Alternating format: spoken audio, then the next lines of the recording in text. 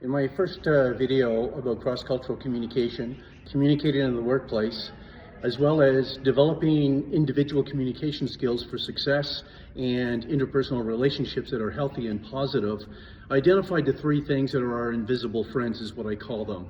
One is our own unique personality that we project out to other individuals. The other one is the perception of the personality preference that we have. Open and closed, is it gregarious, is it honest, is it quiet, is it mild, are you withdrawn? So all these characteristics add to the dynamic of cross-cultural communication. And then the third one, which really is the heavy lift, is that unconsciously we carry our culture with us. All our influences, from family origin to teachers, to schoolyard talks, to environments that we've been in, no matter where we come from, we carry these and they become the reference points for our life. When those reference points differ from ours, a lot of times it produces negativity. And what happens in the engagement is that there's a perceived difference. That difference creates a level of anxiety and uncertainty. And then what we do and how we react at that point is really essential. We can flee and freeze and just avoid.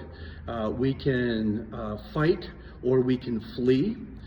We can dance the polka dance and move around and never really get to a conclusion. Or we can just become a neutral person and not say anything, not lean in, be indifferent, and never really accomplish what we wanted to do in the communication dynamic. If that is left undone in the workplace, if that's left undone in the cross-cultural environment, if that's not attended to as you as an individual, several things begin to happen. One is a withdrawal from communication and from engaging at all. Number two is that you lead to a very dysfunctional form of behavior that really doesn't bode well, and it becomes habitual. And therefore your communication effectiveness is lost. And the other one is that there's a toxicity with it that begins to breed.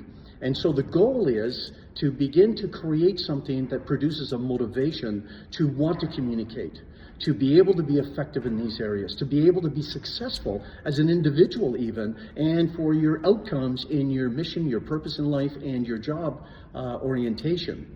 And so the goal is to create a third area for psychological comfort. And we're going to talk about that in my next blog tomorrow.